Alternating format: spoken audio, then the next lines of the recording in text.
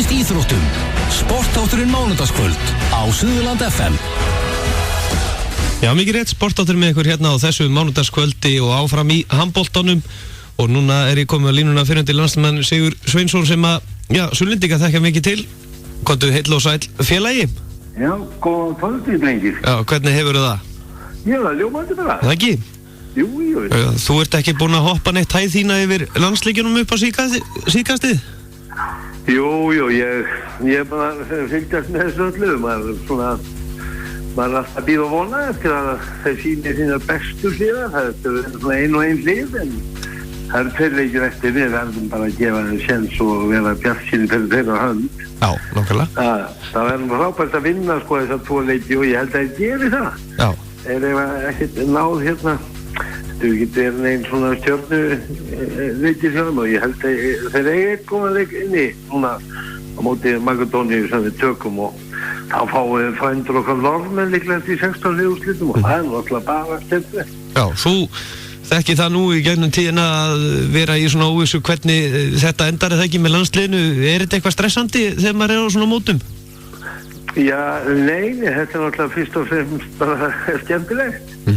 Og sérstaklega þegar vel gengur og þeir eru náttúrulega kannski að uppi vegg strákarnir og það eru margir nýliðar og nýr þjálfari og þetta tekur þetta á fyrir þá og þeir vita að við vitlýsingarnir hérna heima 200-300.000 verðum kolvitlaus eða þeir standa sig ekki og ég ætla bara rétt að vona að þeir hérna rífi sig upp úr þessu. Þeir eru búin að vera svona klaujir, finnst mér. Þeir hafa verið ástæðisleik en það er alltaf vantar svona þetta, drápseðli að klára leikina.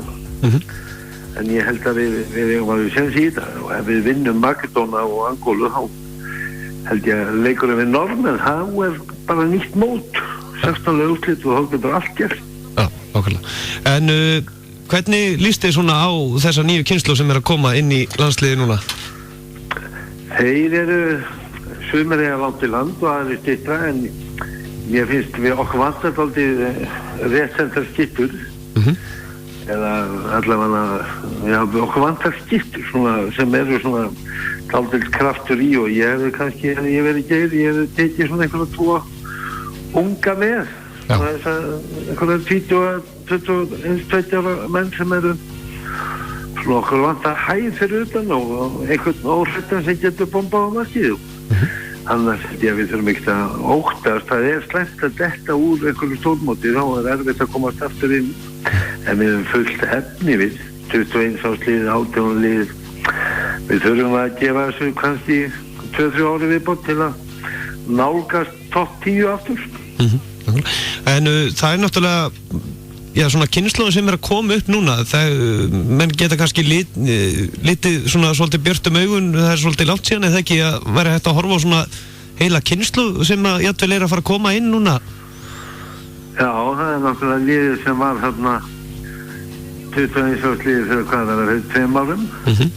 Það er fullt af þeim í fjölmörgum liðum sem eru að svona fara að banka á dyrnar og ef þeir halda áfram æfins og menn og byggja þessu upp þá hef ég engar áhyggjur af þessu. Eina svona sem hefur verið kannski slæmt undanfærin 2 ár það er að við verðumst vera minnka. Það vantar virkilega svona góðar stórar skyttur á báða bóa bæði rétt og öðsett. Eigum fullt af miðjumönnum Óli Guðmunds, hann ekki alveg að fíla þetta eins og og erum með Arfendan og Ómar Ingi, hann er bara ungur og hann er teknískur, ekki alveg náðu stór en svo erum við með Rúnar Kára sem er rumur og vantar kannski svona sem er stór og hefur bæði skotið og teknína og þeir eru þarna úti, það er bara þarf að þróa þá og spurningi hvernig á að gefa þeim sénsinn. Þeir gerir það örugglega eftir þetta mót hann á eftir að breyta liðinu enn meira því það er ljóst að eftir þetta mót það kemur til með að hætta einhverju 2-3 allavega í viðbót og þá stendur hann bara uppi fyrir þeirri skemmtilegu verkefni að geta byggt upp frá grunni alveg næstu í nýtt líf. En að þú náttúrulega spilaði sjálfur með þarna Guðjón Val Sigurðsson. Þessi maður, þetta ótrúlegt að fylgjast með honum. Hann hleypur eins og hann sé bara 19 ára. Já, það er svona... Á sínu 20. stórmóti. Já, og hann hefur náð að spila alla leiki á þessum 20 stórmótum pluss félagsliði og allt þetta og hann meiðist aldrei. Það er alveg ótrúlegt hvað hann hefur verið svona að geta hangið alltaf heill ár eftir ár eftir ár og ég held að það sé bara hvað hann skynsamur og hann ekki að kannski æfa og mikið þannig, ég held að hann svona tegi mikið og lyfti létt á seinni árum og ég sé hann bara spila næstu 3-4 árum ef hann langar til. Já, nákvæmlega. Það er ótrúlega gallinn. Já, en svona frá því að landsliðsferlinu þínu var og svona, nú hefur handboltinn breyst svolítið mikið og það er svolítið kvartað við því að það séu búið að minnka svo mikið að snertingum í handbolta. Ertu sammála því? Já, ég svona, það er svona, ég finnst að meginn fara að milli við í þessu. Það verður séð leikin í dag hérna, Danmörk-Svíþjóð.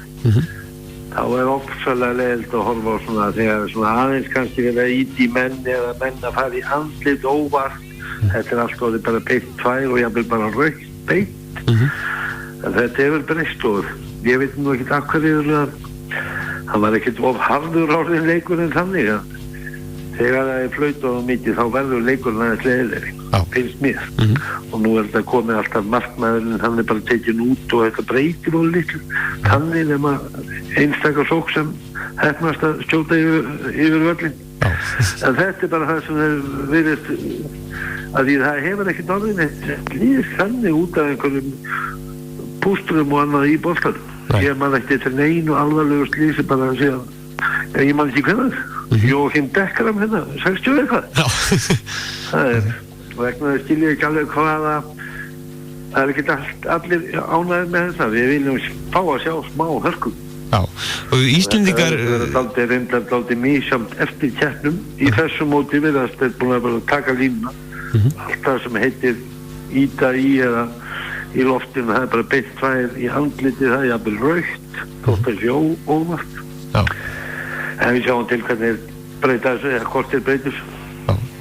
En svona, já, ef maður horfir á Íslendinga, þá eru við svolítið, við keppum svolítið upp á hörkuna, eða ekki? Jú, já, við verðum alltaf að gera það í dag. Já. Við erum kannski ekki með alveg það sama lið og vorum með 3-4 árum síðan. Þegar Óli og þeir allir voru upp á sitt besta. Við erum í svona smá ferli og í raun og veru til að eiga einhverja möguleika í svona stórmóti þá verður við bara að berjast með hjartan í vörninni og svo verður við að vera skynsamir í sókninni. Og ef það heppnast þá getum við unnið hvaða lið. En við eigum þann leikan eftir í þessu móti, við erum ekki alveg okkar besta leik.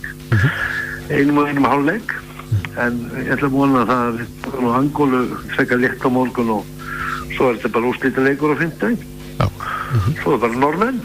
Þá getum við getum alveg unnið normenn. Ég held að allir væru mjög sáttir að komast í áttalega úrsliti í þessu móti. Já, nákvæmlega.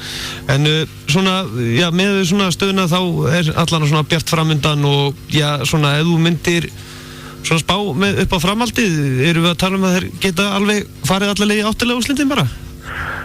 Já, sko, ef við hljótum að vinna Angóla, ég held að það sé svona ekkert í haustum að strákarnir vita það bara, svo er þetta bara spurningin á móti Makedónum, þeir eru með Alfredsson sem hefur haldið á floti hingað til og þeir skítöpuðu fyrir Slóvenum í dag og ef við komum brjálaðir í varnarleikin og tökum vel á móti þá held ég að við vinna á nokkuð örugglega.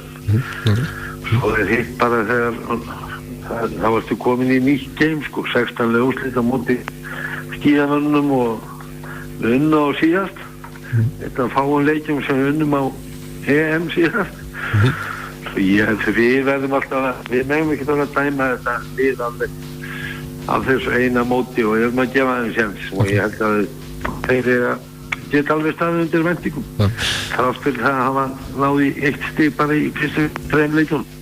Svona, Við verðum að vera bjartinn. Já, Við erum svo litlir. svona áður en ég slepp þér, þá náttúrulega spilaði þú lengi með landsliðinu með hérna Geir Sveinsson, landsliðsþjálfara og já, finnst þér ekki svolítið skrítið að þetta sjá hann núna svona á hliðarlínunni ef er ekki inn á vellinum? Já, maður sá náttúrulega Gumma litla líka, maður spilaði svo lengi með honum, hann var komin á hliðarkantinn og Mitt.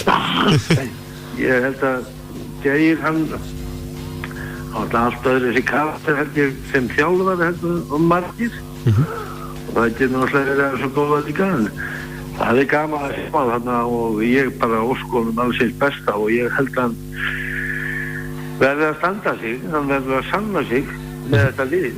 Þáttir að sé nýstlið, þá verður maður að sanna allt fyrir þjóðinni að maður sé valdur að þessu starfi. Þetta er stressstarf, það er bara svoleiðis. En það er svona kannski kostur Geir, hann fær alveg að byggja upp næstu 1-2 árin. Einu að fínt að hafa kallinn hann. En ert þú með einhverja skýringu af því af hverju þessi kynslóð sem þú ert búin að spila með í landsliðinu, Dagur, Geir, Alfreð, Patrikur, Gummi og fleiri, af hverju eru þeir svona svakalega góði þjálfarar? Er það því þeir voru með þér í landsliðinu? Nei.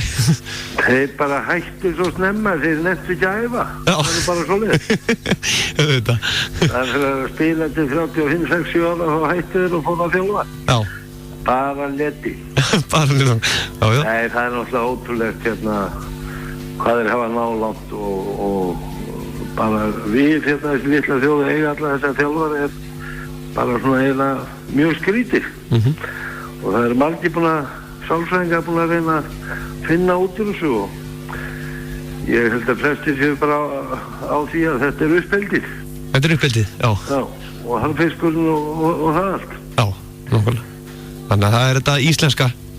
Það er íslenska hjartað og við þekkjum ekkert annað en að vinna. Já, nákvæmlega, einmitt. Sigurður Sveinsson, þakka kærlega fyrir að gefa okkur tíma og já, bara áfram Ísland. Að sjálfsögðu og við bara sjáumst í útlitunum. Við gerum það, sannlega. Bestu þakkir. Ok. Blessaður. Já, Sigurður Sveinsson, hann liggur ekki á skoðunum sínum, því liggur fagmaður hann að ferðu og mikið rosalegu karakter sem hann er. En já, þetta, þeir sem mistu af viðtalinu, þið getur hlusta á það núna strax í fyrramálið.